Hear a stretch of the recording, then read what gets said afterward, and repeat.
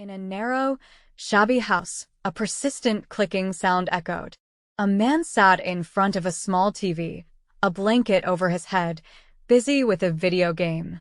The only light in the dark room came from the TV, illuminating the man's hunched and trembling form. Despite the discomfort, the man's attention remained fixed on the game.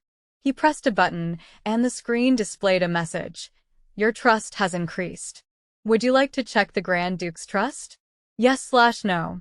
With eagerness, he selected yes. The image of a stern man with captivating eyes appeared on the screen, but then distorted as if affected by noise. For a moment, the stern character's expression seemed to twist with hatred and anger. A line of text appeared on the screen, conveying a chilling message: I hate you.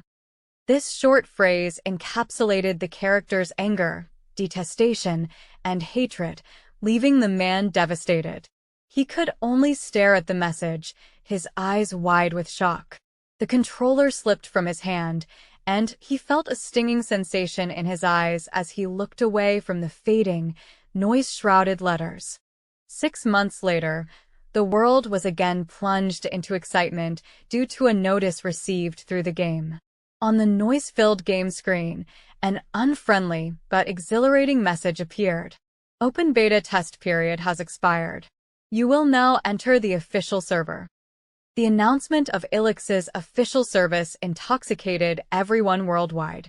Many were ecstatic, expectant, and eagerly waiting. But that was not something to be thrilled about, nor something to look forward to or wait for. Time remaining until entry: 23 hours 58 minutes. Yes, it was definitely not something to be ecstatic about. With a headache piercing through his brain, Sehyun opened his eyes to a hard floor and Sehyun heard a sobbing cry. He turned to look, and there was a child sitting and crying. The boy looked to be about 14 or 15 years old, in a school uniform, weeping. Sehyun wasn't alone in that space. A countless number of people were sitting in the void, trembling.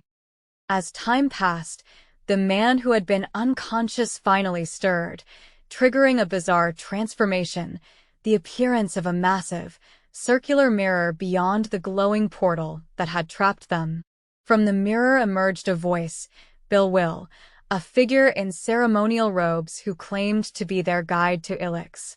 His formal greeting was met with silent dread rather than relief. Bilwell revealed they were on Elix, addressed as road players, forced into a game they had once logged into. He demonstrated their new reality by summoning distorted remnants of different landscapes, villages, castles, empires, through the portal.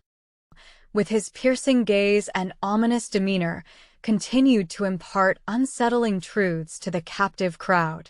He clarified that death in Elix would mean not just an end but the destruction of their empires, a harsh consequence urging everyone to strive for survival. Bilwell stated that a king could not establish a new empire if one already existed.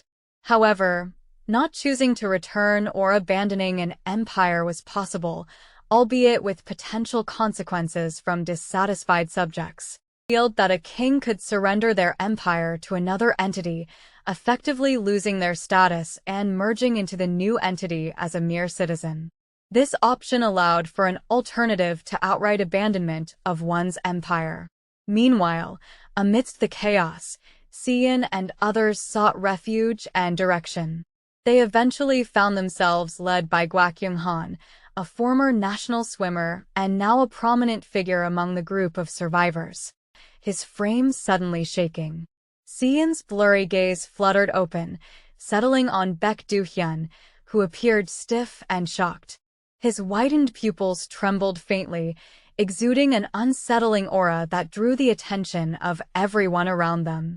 Lee Jae-young and Kim Gap-jun's faces reflected astonishment, their eyes fixed on the unfolding scene. Outside the shabby warehouse, where onlookers had been peering through gaps, a hushed silence descended as a gathering of Kural people caught their attention. They had been busy through the night, constructing a crude yet colorful cannon in the village center. Depot Army, muttered Gapjun Kim through gritted teeth.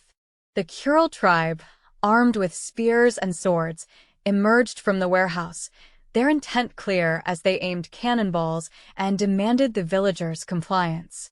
Amidst this tense atmosphere, a dark airship pierced through the fog, casting ominous shadows over the village. Emblazoned with a coiled snake, its massive gun ports pointed menacingly downwards, causing screams to erupt as the village was threatened from above. Sehyun watched in disbelief as the Kuril readied their cannons against the airborne threat, the scene unfolding like something out of a surreal film. In the midst of this turmoil, Sehyun found herself protected within a barrier of blue light, erected by a silver-colored man who stood against the onslaught. His sword plunged into the ground, deflecting all harm, a defense skill known as the blessing of blind faith, its strength bolstered by unwavering determination. A strange encounter momentarily diverted her attention as the silver-blue man's gaze seemed to lock with hers, a chilling aura lingering before dissipating into uncertainty. Amidst the rubble, Sehyun addressed his companions, offering support and resolve. Yet, before they could react, a silver-haired man intervened with a blade, directing a warning specifically at Sehyun. Undeterred, Sehyun stood on his own, facing his adversaries and taking cautious steps forward. Among those who confronted him was Ruhak, once known as Milas, the Grand Duke of Bihia. His presence evoked conflicting emotions in Sehyun, reminding him of past associations and present discord. Despite the turmoil, Sehyun asserted his demands firmly, seeking justice and protection for those in his care. As tensions escalated, Sehyun and Ruhak engaged in a tense standoff, each aware of the stakes involved. Sehyun issued a solemn warning, drawing a line that could not be crossed without consequence. Yet, as Ruhak moved closer, Ruhak took a step towards Sehyun. The distance of just a few steps quickly narrowed. The outstretched hand grazed Sehyun's neck and touched the cervical spine. Along with the pain of my spine being pressed, a boiling heat rushed to my shoulders. The wings, which broke through the clothes as if tearing the skin, began to unfold their curled feathers and reveal themselves in full view. Ruhak placed the wings, which resembled the cold winter, in his hands and gently stroked them. Sehyun gasped and stumbled at the sharp, stabbing sensation. In the midst of confusion, a reassuring presence intervened, pulling Sehyun to safety as darkness enveloped his senses. In that final moment of consciousness, he could only feel the touch of comfort amidst the remnants of a shattered world.